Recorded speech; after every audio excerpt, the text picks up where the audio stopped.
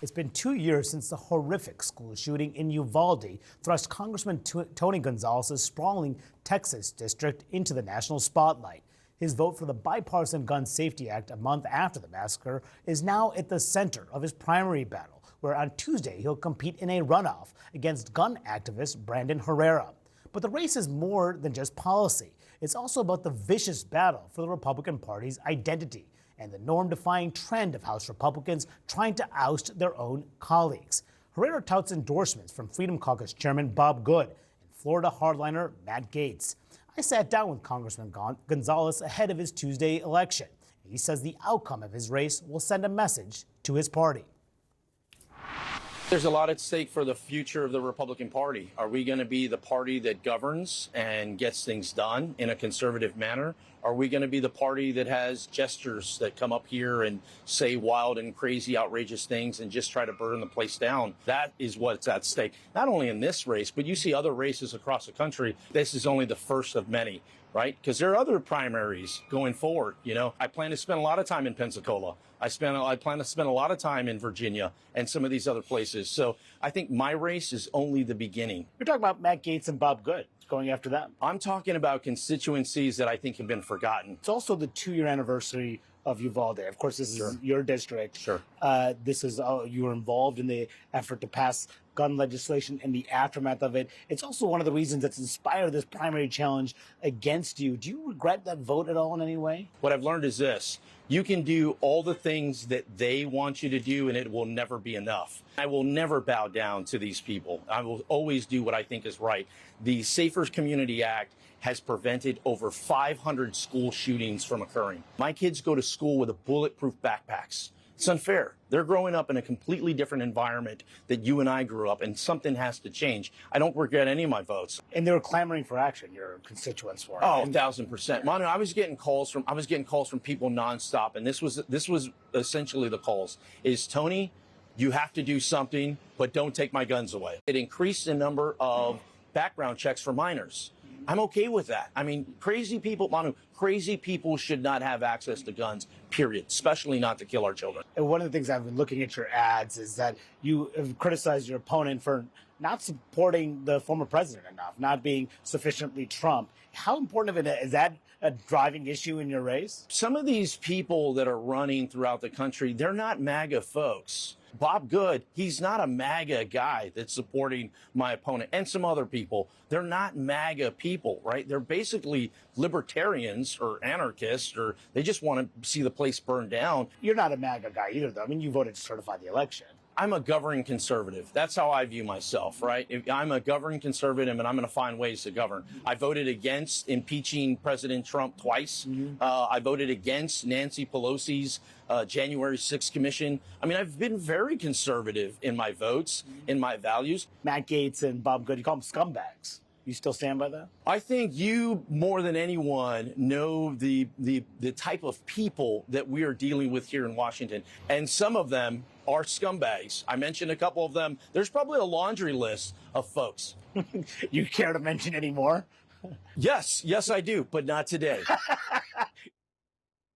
Now, I also reached out to Brandon Herrera's campaign for comment. They declined to make him available for an interview. My panel is back. President, you walk the halls with me every day in the Capitol. You're seeing this Republican conference devolve the way it has. What do you make about this race, the significance of Tuesday's race with Tony Gonzalez and this fight from the hard right? It was a great interview.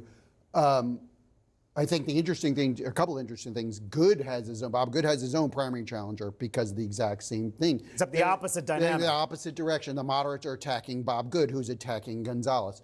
I think Texas is fascinating. I think Gonzalez has a good point here. The Texas Republican Party is fighting over their platform, and they're talking about, biblical instruction in schools. They're talking about, just going further and further to the right, the party. They censured him. One of the things they censured him for was voting against the rules package. I mean, that was like, if you read this. So inside baseball. It's kind of crazy. So now he has a huge monetary advantage, but this is the future of the party. You have these online social media personalities supporting him. He's got Abbott supporting him. Speaker Mike Johnson is supporting Gonzalez. I mean, it's kind of the establishment versus the YouTube social media wing, and it's really a fascinating fight. Yeah, and it has really just dominated the discussion inside the House Republican Conference. I asked a bunch of members last week about this runoff. What do you say to just Tony Gonzalez's insult against you, calling you a scumbag?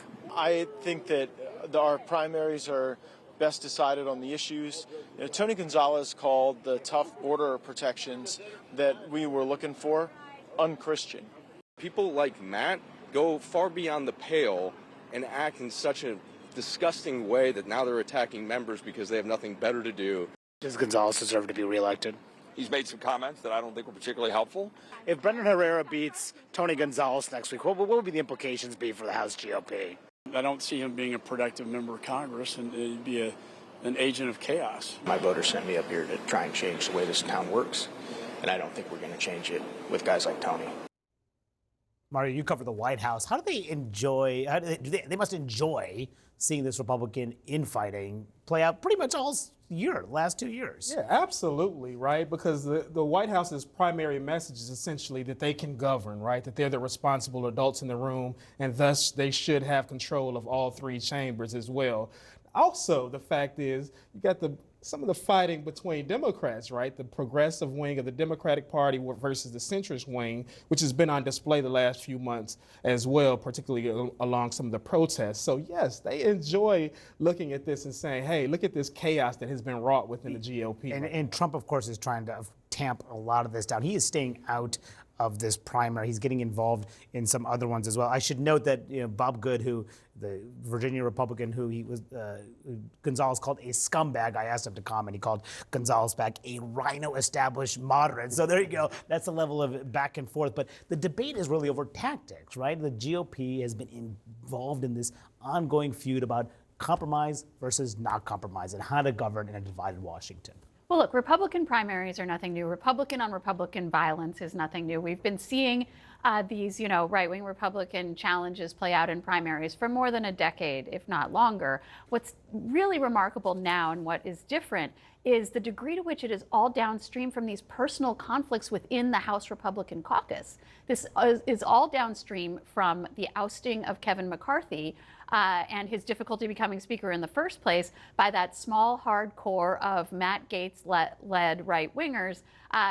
They're the ones who are involved in all of these primaries, and they're going after their fellow members. In some cases, in the same delegation, it's very personal. They're trying to kick each other out of Congress as part of, again, the aftermath of these personal conflicts that they're having within the Capitol. So it's less about policy or tactics or anything else. It's just the personal conflicts between these men who despise each other in the House Republican Conference. And how do they? The reason why it's also important. How do you work with a guy who you're sitting next to, who's trying to knock you out of your seat? They've found their ways to the Democratic conference from time to time, but the personal issues have made it worse. This is going beyond that, though. In Texas, the same day, the Speaker of the House has an opponent who Donald Trump endorsed. And both of these people, I should say, the Texas Republican Party, we're talking about the convention, one of the rules they're talking about is if you've been censured, you can't run as a Republican in the next election.